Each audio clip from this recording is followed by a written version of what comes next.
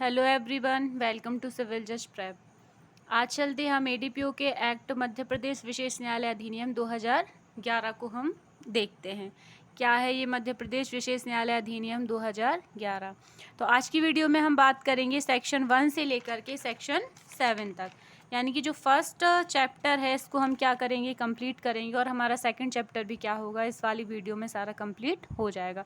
तो एकदम हम वेयर एक्ट अपना खोलेंगे सबसे पहले और एकदम टॉप पे चलते हैं फर्स्ट पेज पर जहां लिखा हुआ है मध्य प्रदेश विशेष न्यायालय अधिनियम 2011। तो इसको हम क्या करेंगे, 2011 को अंडरलाइन करेंगे, क्योंकि हमें ये चीज़ पता होना चाहिए कि मध्य प्रदेश विशेष न्यायालय अधिनियम कब का है, 2011 का। सेकंड वन हम उस पर लिख लेते हैं कि टोटल सेक्शन इसमें कितनी है इस एक्ट में। तो नोट करिए 26 सेक्शन है। चैप्टर कितने हैं, चैप्टर 4 हैं। लागू कब से है, इन्फोर्सेबल कब से है ये वाला एक्ट आपका मध्य प्रदेश विशेष न्यायालय अधिनियम, तो लिख लीजिए 15 फरवरी 2012 से। क्लियर है। अब सेकंड बात हम करें तो जो आप देखेंगे मध्य प्रदेश विशेष न्यायालय अधिनियम 2011 के जस्ट नीचे ब्रैकेट में लिखा हुआ है 2012 का अधिनियम संख्यांक 8। तो आप 2012 को अंडरलाइन करिए और जो अधिनियम संख्यांक 8 लिखा है इसको भी आप क्या करेंगे, गोल या अंडरलाइन कर लीजिए, क्योंकि ये जो क्वेश्चन होते हैं आपके एग्जाम पॉइंट ऑफ व्यू से काफ़ी इंपॉर्टेंट होते हैं। एमसीक्यू पेपर रहेगा आपका, तो ये जो क्वेश्चन है वो आराम से आपसे पूछे जा सकते हैं। तो ये पूछ सकते हैं कि मध्य प्रदेश विशेष न्यायालय अधिनियम का अधिनियम संख्यांक कितना है, 2011 का 8, 2012 का 8, 2012 का 7। तो आपको पता होना चाहिए कि इस एक्ट का अधिनियम संख्यांक है 2012 का अधिनियम संख्यांक 8। तो एक क्वेश्चन आपका यहाँ से पुट आउट हो सकता है। ठीक है। अब हम नीचे आते हैं जहाँ पे लिखा हुआ है दिनांक 7 फरवरी 2012 को राष्ट्रपति की अनुमति प्राप्त हुई। तो इसको भी अंडरलाइन करिए, 7 फरवरी 2012 को क्या हुई, राष्ट्रपति की अनुमति प्राप्त। तो यदि आपसे पूछा जाए कि ये जो एक्ट है मध्य प्रदेश विशेष न्यायालय अधिनियम ये लागू कब से है, तो आपको बताना है 15 फरवरी 2012 से। और अगर पूछा जाए कि राष्ट्रपति की अनुमति कब इसे प्राप्त हुई है, तो आपको पता होना चाहिए कि 7 फरवरी 2012 को क्या मिली है, राष्ट्रपति की अनुमति मिली है। आगे चलते हैं। मध्य प्रदेश राजपत्र में दिनांक 10 फरवरी 2012 को प्रथम बार प्रकाशित की गई। तो अगर ये वैसे पूछते नहीं है, लेकिन अगर आपसे किसी ने पूछ लिया या पेपर में आ गया आपका कि ये प्रथम बार प्रकाशित कब हुआ, तो उसकी डेट भी इन्होंने बता दी गई है कि 10 फरवरी 2012 को ये क्या हुआ है, प्रथम बार प्रकाशित हुआ है। नीचे आते हैं। अपराधों के कतिपय वर्ग के त्वरित विचारण, गोल करो और इस यहाँ पर फर्स्ट पॉइंट डालो इसको, और उनमें अंतर्वलित संपत्तियों का अधिहरण, अंतर्वलित संपत्तियों पे अंडरलाइन कीजिए, करने के लिए इसको सेकंड पॉइंट डालिए। विशेष न्यायालयों के गठन अंडरलाइन करिए और उससे संसक्त या अनुषांगिक विषयों का उपबंध करने के लिए अधिनियम है।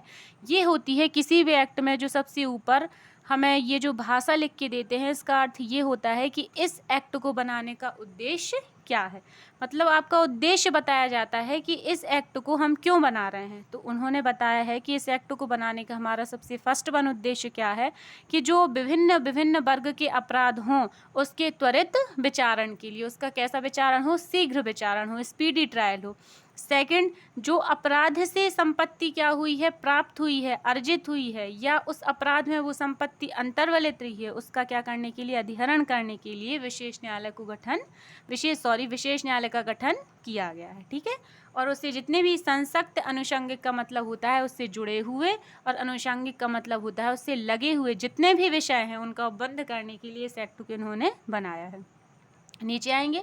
भारत गणराज्य के 62वें वर्ष में मध्य प्रदेश विधानमंडल द्वारा निम्नलिखित रूप में यह अधिनियमित किया गया। तो भारत गणराज्य के कौन से वर्ष में है, गोल कर लो, 62वें वर्ष में ये मध्य प्रदेश का जो विधानमंडल है उसने ये बनाया है, क्योंकि ये एक्ट कहाँ का है, स्पेसिफिक ये एक्ट आपका कहाँ के लिए बनाया गया है, मध्य प्रदेश के लिए बनाया गया है। ठीक है। अब आते हैं हम चैप्टर 1 प्रारंभिक। तो सेक्शन 1 है इसकी संक्षिप्त नाम, विस्तार और प्रारंभ। काफ़ी पहली सेक्शन है, इंपॉर्टेंट होती है, हमेशा पूछ लेते हैं। तो सारे एक्ट में कहाँ होती है, सेक्शन फर्स्ट या सेक्शन 1 में ही आपका क्या होता है, संक्षिप्त नाम, विस्तार और उसका प्रारंभ बताया जाता है। तो इस अधिनियम का संक्षिप्त नाम मध्य प्रदेश विशेष न्यायालय अधिनियम क्या है, 2011 है। अंडरलाइन कर लें कि इस अधिनियम का संक्षिप्त नाम क्या है, मध्य प्रदेश विशेष न्यायालय अधिनियम 2011 है। इसका विस्तार गोल कर लो, संपूर्ण मध्य प्रदेश पर होगा। मोस्ट है ये क्वेश्चन। अब आते हैं हम सेकंड सेक्शन पर। सेक्शन 2 परिभाषाएं। इस अधिनियम में जब तक कि संदर्भ से अन्यथा अपेक्षित ना हो, तो इस लाइन का मतलब क्या होता है कि अगर इस एक्ट में कोई अदर बात इनने बता दी है या कोई अलग अर्थ बताया है तो लेंगे हम वो वाला अर्थ इसका। लेकिन अगर अलग कोई अर्थ इन्होंने नहीं बताया है तो जो डेफिनेशन में इन्होंने अपने अपने अर्थों को क्या किया है, परिभाषित किया है, वही उनके अर्थ माने जाएंगे। तो आते हैं अब 2A या 2 पर। 2 में इन्होंने काय की परिभाषा बताई है, अधिनियम की। अधिनियम से अभिप्रेत है भ्रष्टाचार निवारण अधिनियम 1988 का 49। ठीक है, तो यहाँ से एक सबसे पहले हम ये चीज़ क्लियर कर लेते हैं। काफ़ी लोग यहाँ कंफ्यूज हो जाते हैं कि वो पढ़ लेते हैं कि अधिनियम क्या है, भ्रष्टाचार निवारण अधिनियम 1988 है। लेकिन क्वेश्चन आपका अगर ऐसा बन गया कि अधिनियम से अभिप्रेत है भ्रष्टाचार निवारण अधिनियम 1988, भ्रष्टाचार निवारण अधिनियम 1988 का 49, तो आपको ये पता होना चाहिए कि भ्रष्टाचार निवारण अधिनियम 1988 का 49 ये आपका कंप्लीट क्या होगा, राइट आंसर होगा। तो आप जब कभी भी कोई एक्ट को या किसी भी विधि को याद करें तो उसका जो अधिनियम संख्यांक है वो जरूर उसका याद करें। ठीक है, सेकंड पे आते हैं हम 2B या 2 तो उसमें है प्राधिकृत अधिकारी। प्राधिकृत अधिकारी से अभिप्रेत है धारा 14 के प्रयोजन के लिए उच्च न्यायिक सेवा का कोई सेवारत अधिकारी और जो सेशन न्यायाधीश या अपर सेशन न्यायाधीश हो, अंडरलाइन करो या गोल करो, सेशन न्यायाधीश, अपर सेशन न्यायाधीश हो या रह चुका हो। तो प्राधिकृत अधिकारी इस एक्ट में आप किसको मानोगे, तो सबसे पहले तो किस धारा के प्रयोजन के लिए, 14 के प्रयोजन के लिए, और सेवा कौन सी होना चाहिए, उच्च न्यायिक सेवा का। या तो सेशन न्यायाधीश या अपर सेशन न्यायाधीश वो है, या फिर उसने कभी उस पद पर कार्य किया था, अब वो क्या हो चुका है, उससे सेवानिवृत्त हो चुका है। ठीक है, दोनों इसमें क्या होंगे, इंक्लूड होंगे। 2C में आई ये संहिता, तो संहिता से क्या अभिप्रेत है, दंड प्रक्रिया संहिता 1973, 1974 का 2। तो इसको हम पूरा याद करेंगे कि दंड प्रक्रिया संहिता 1973 और ब्रैकेट वाला जो आपका है 1974 का 2 है। फिर डी पे आएंगे, किसी अपराध के संबंध में घोषणा से क्या अभिप्रेत है, तो घोषणा से अभिप्रेत है ऐसे अपराध के संबंध में धारा 5 के अधीन की गई घोषणा। तो धारा जो 5 है इसको क्या कर लीजिए, अंडरलाइन कर लीजिए। इस एक्ट में पूछा जाए घोषणा से क्या अभिप्रेत है, क्या कहती है घोषणा, क्या है, तो आंसर क्या होगा कि जो धारा 5 के अधीन घोषणा की गई है वो क्या है, घोषणा है। अब आ जाइए 2E पर। ठीक है, तो 2E में बताया गया है अपराध। तो अपराध से क्या अभिप्रेत है, आपराधिक अवचार का ऐसा अपराध जो अधिनियम की धारा 13(1)E को या तो स्वतंत्र रूप से या अधिनियम के किसी अन्य उपबंध या भारतीय दंड संहिता 1860 के किसी उपबंध के साथ संयुक्त रूप से लागू करने के लिए प्रेरित करता है।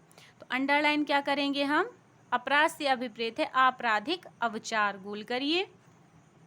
जो काय में बताया गया है या तो 13(1)E में है, फर्स्ट पॉइंट डाली, या तो स्वतंत्र रूप से या अधिनियम के अन्य उपबंध में इसको क्या कर दिया जाए, लागू कर दिया जाए या इंक्लूड कर दिया जाए। ठीक है, फिर उसके बाद देखेंगे जो आईपीसी 1860 है उसके उपबंध के साथ अगर ये क्या है, संयुक्त रूप से भी कोई चीज़ लागू होती है तो वो भी क्या माने जाएंगे, अपराध आपके माने जाएंगे।